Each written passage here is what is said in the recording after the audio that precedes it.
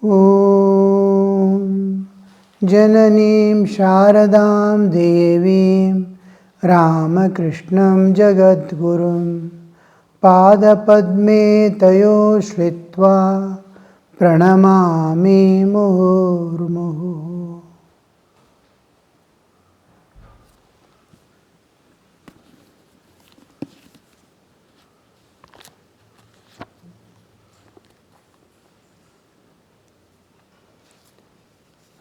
What makes God happy?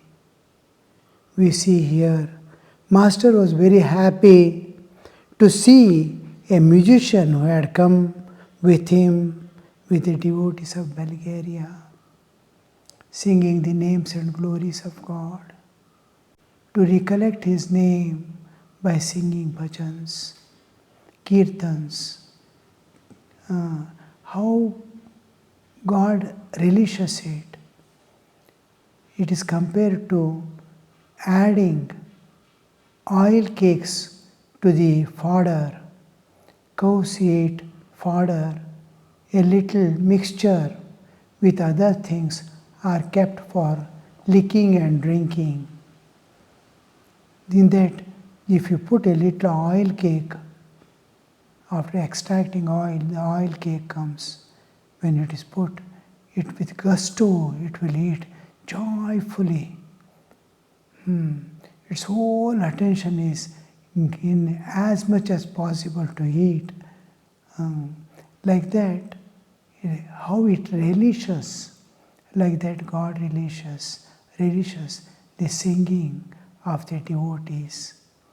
Because of their devotion to God, the love awakens.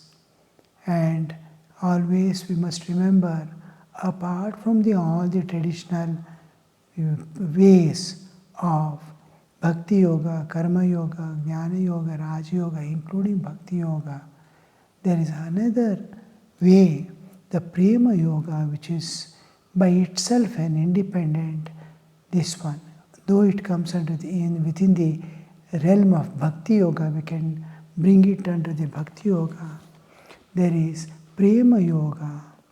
The Prema, the love without the presence of any aspect of jnana, and it is pure heart expanding, is possible. This we recently went to Vrindavan and we saw a new horizon opening up there. All aspects of our existence we can merge back in our own integrated personality.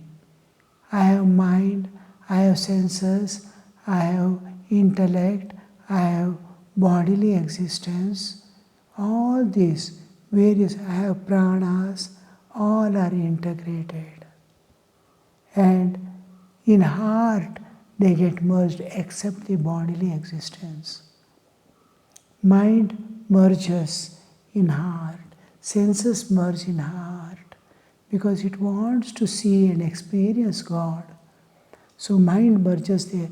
Wherever you want to do something, your whole being goes there.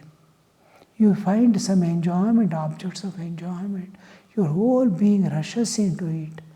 Like that, here, mind, except senses, the pranas, energies, various levels of functioning of the energies, they come together. Mind comes, intellect comes, all merge in heart, except bodily existence. Bodily existence remains. This, all when it is merged, I am a bodily awareness, small awareness that persists of the mind also merges in the heart. That personality of the bodily existence merges in the awareness of the Ishtadevata. With the Ishtadevatas, the bodily existence merging in the Ishtadevata, my bodily awareness, I have a body. In sleep, it disappears. When I enter into sleep, the world disappears, body also disappears.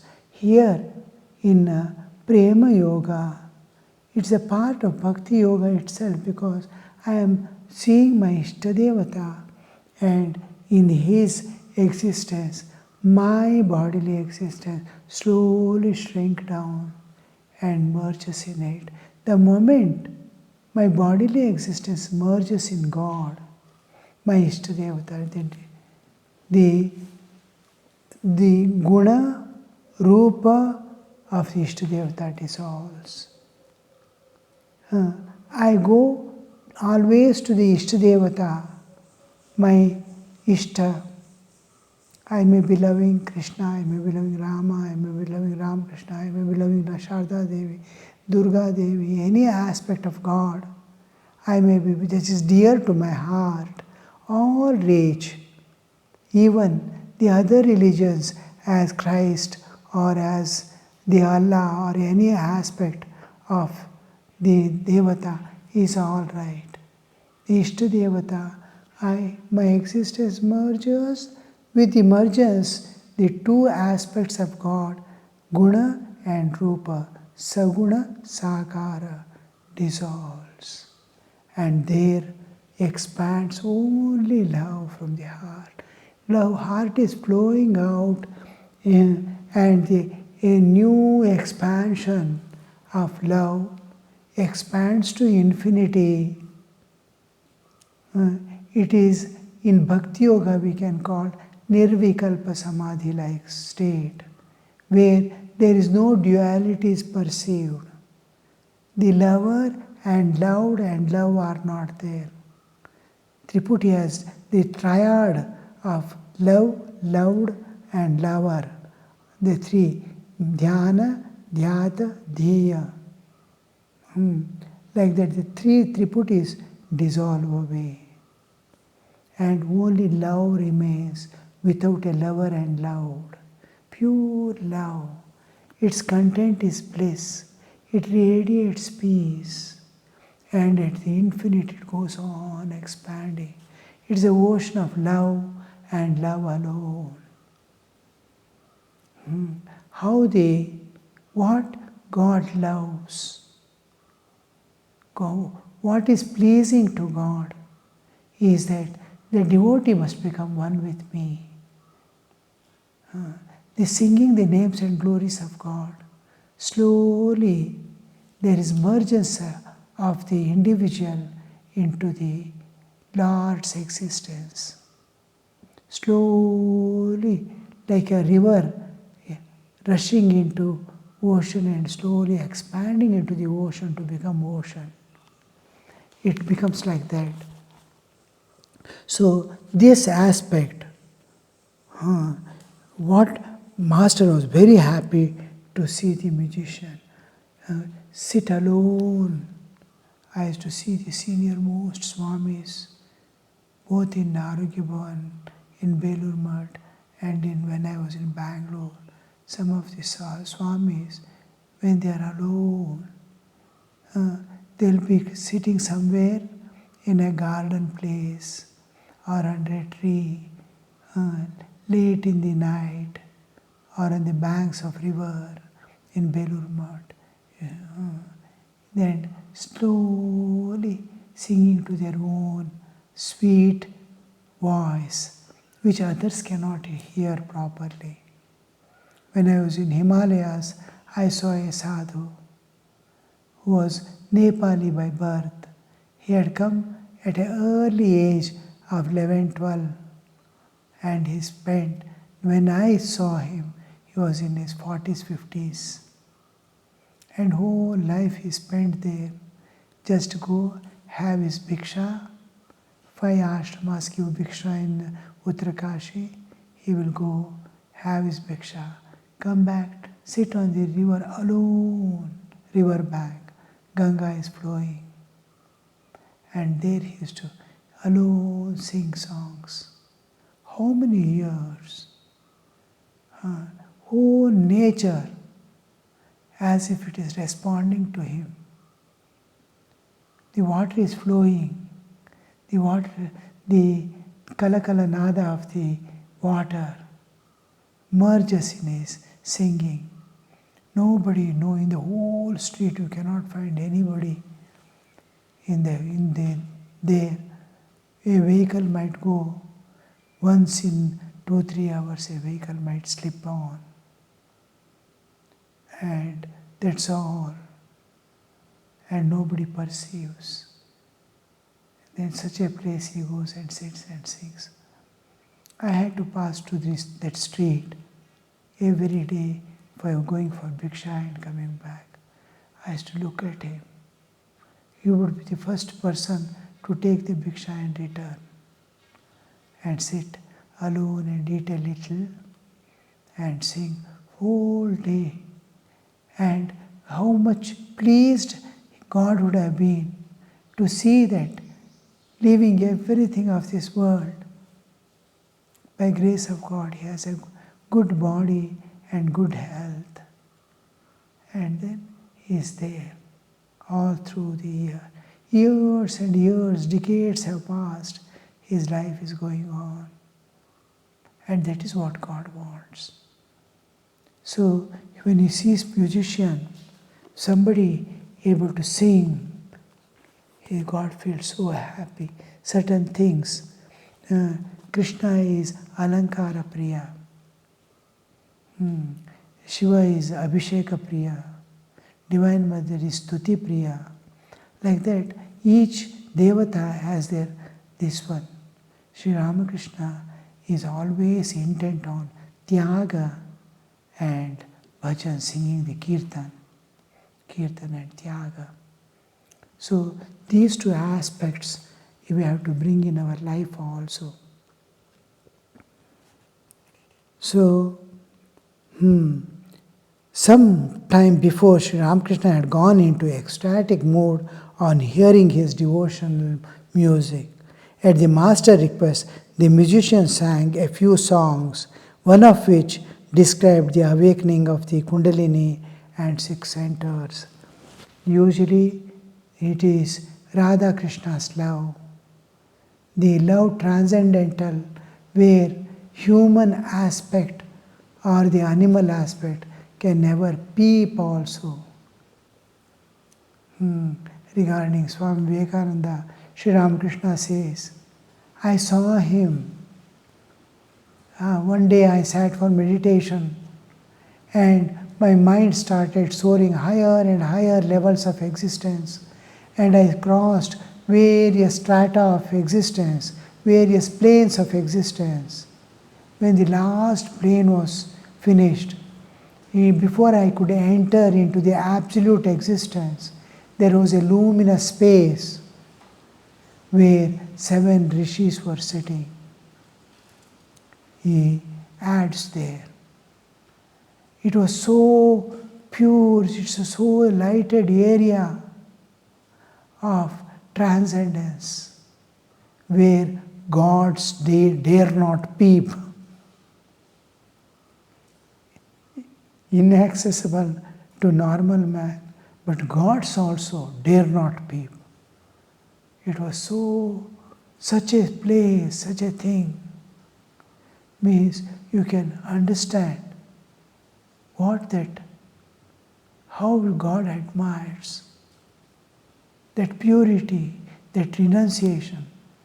There he says, they excelled even gods in tyaga, renunciation, and jnana, the pure knowledge and bhakti, love of God, the supreme knowledge that acquire,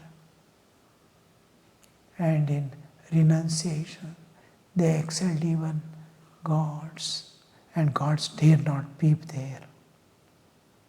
Means, what makes God relish that and embrace that jiva? So here we see Sri Ramakrishna, and so for Ramakrishna, that how that love of Radha and Krishna, who never had a body awareness, they never knew there is a body for them. Gopis also, before Krishna left, they reached that state where they were unaware anywhere of anything of this world, including their own bodily existence. All that they were aware was their beloved Krishna, the Satchidananda Sagara. So there we see that Sri Ram, those songs must have been there, but one of the songs is quoting here, Kundalini and the six centers awakening. Awake, mother, awake, how long thou hast been asleep with the lotus of the Muladhara, in the lotus of the Muladhara. Awake, mother, awake. This is the Shakti. When a Jiva appears into the universe, it is like a huge ocean, endless ocean of Satchidananda. Imagine it to be an ocean of water. A drop of water suddenly becomes ice.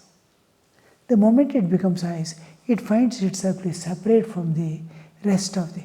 It was one ocean, one existence, vast, unlimited, eternal.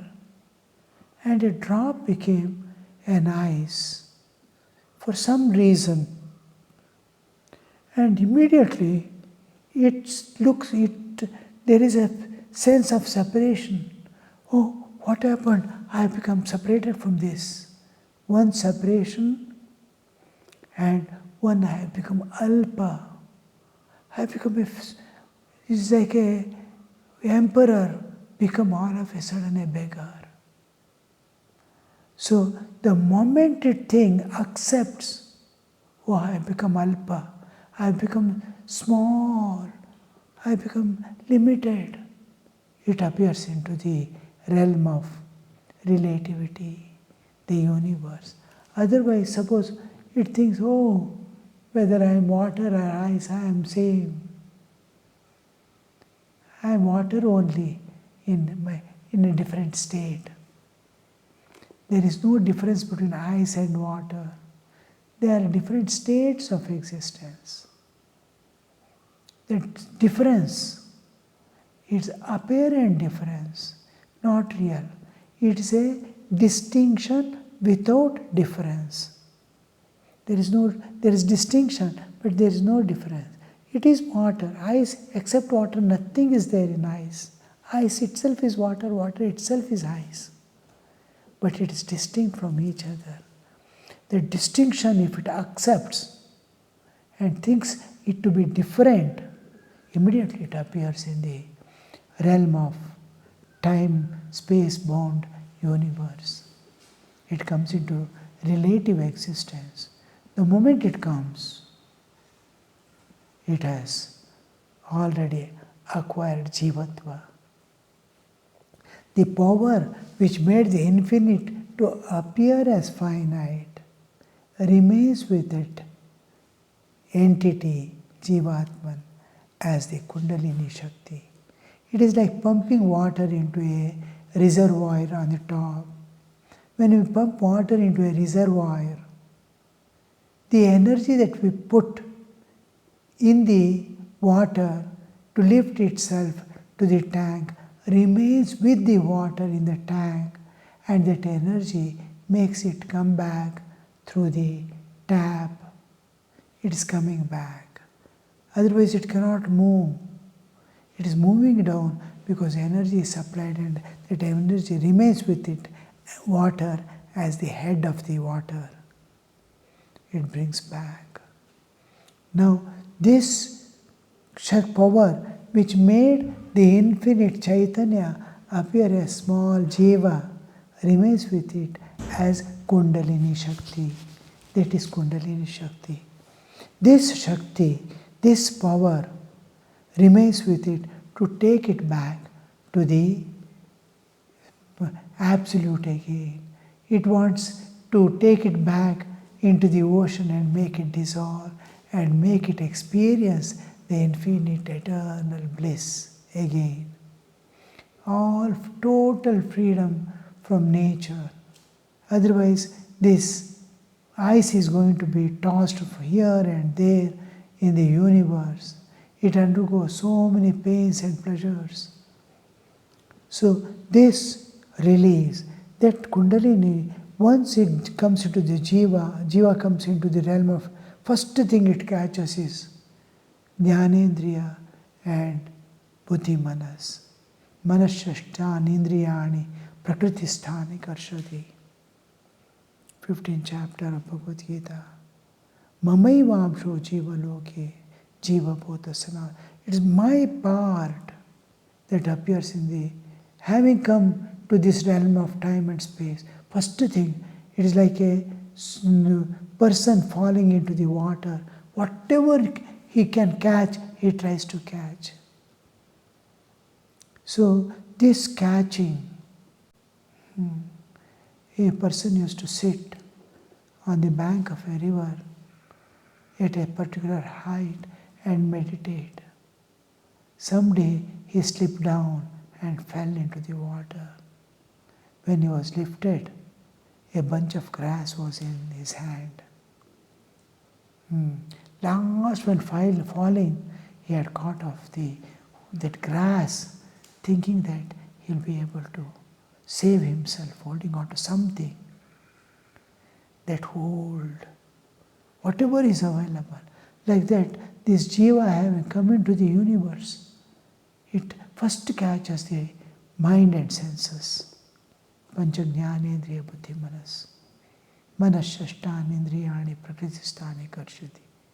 Shariram yadavapnoti yachapyutkramati grihitaivatena. These things it holds in such a way, when it acquires the body also it remains with it. And when the body, one body to another body it goes, then also it is holding on to that mind and senses. So it projects through the bodily existence. That aspect, now that its transmigration begins. The moment it holds, in Chaitanya there are three powers: Ichcha Shakti, Kriya Shakti, Jnana Shakti. The power of cognition, the power of conation, that is action, and power of Ichcha Shakti, volition, that is desiring. It can desire, it can cognize, understand. Ichcha Shakti, Kriya Shakti, and Jnana Shakti. It can act. Kriya Shakti is there. So these three powers, Ichcha Shakti, it desires for objects. It wants to go back to the absolute bliss. Whatever it sees, it catches. It thinks it is going to give him happiness. The moment it catches the world, in any aspect, karma begins. Action. There is action, there is reaction. It is in the realm of action, reaction. Karma begins. And to work out the karma, it runs from one body to another body. Karma and vasana never ends. It goes in cycle, again and repeat. Now, somewhere, sometime they are, how many lives I spent, how many species I entered, and how long it has been. This power which is meant here, it is in my existence to go back. That energy is not awakening to take me back. That power belongs to the Absolute. It is Chit Shakti which is there in the Jiva as Kundalini Shakti to take it back. He is praying to that power, Mother, we are awake. Why are you sleeping so long? That prayer is this song. Awake, Mother, awake. How long thou hast been asleep in the lotus of Mooladhara. Mooladhara is the whole basis of our bodily existence. Moola Adhara. A Moola Adhara comes in the end, not in the beginning. Moola doesn't mean the source. The Adhara, when we finally acquire the body, we are matter. Matter is the final thing. You see, Akasha, Akashat Vayu, Vayoragni, Agnirapa, Advya Prithvi, up to Prithvi level we come. From the inaccessible, imperceivable space, Akasha, limitless almost. Next to Brahman, the limitless thing is space, which covers the whole universe. In that all appear. Akasha, Vayu. From Vayu, air, space, air, from air, Akasha, Vayu, Vayu, Agni, the fire principle. From fire principle, Jala Tattva, water. And finally, how the grossification is taking place, you see.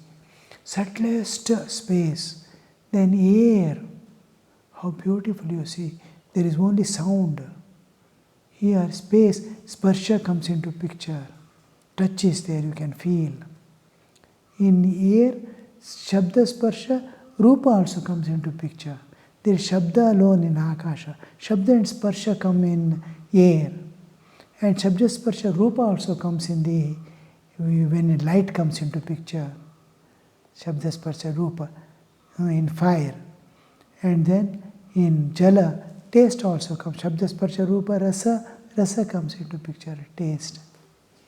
Then last, Shabda Sparsha Rupa Rasa Gandha, all. That's why one extra, it goes on adding. This is, finally this becomes the basis of human existence.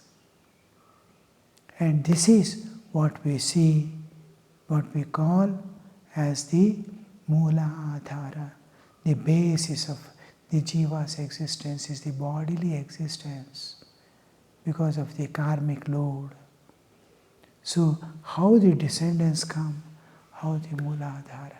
In that Mooladhara Padma, Padma is, it has consciousness. Padma, consciousness is represented always by Padma, lotus. One is because of the beauty, because of it remaining untouched by the uninvolved, unentangled, untouched by the world. A lotus appears from the mire, kichad. From there the lotus comes. Nothing stains it. Water also falls on it, and like pearls, they fall off without wet. Even it cannot wet the lotus leaves and lotus. So they are untouched, unstained, it remains. So all these aspects of lotus that gives beauty, Ananda. It has life, Chitta. It has existence, it attracts. All these aspects make the lotus leaf, lotus identify with the Chaitanya. So Mooladhara is the lowest degree of 1/4 of the consciousness that appears in the Jiva. 1/4 of it remains in the end, Mooladhara. Om Shanti Shanti Shanti Harihi Om Tat Sat Shri Ramakrishna Arpanamastu.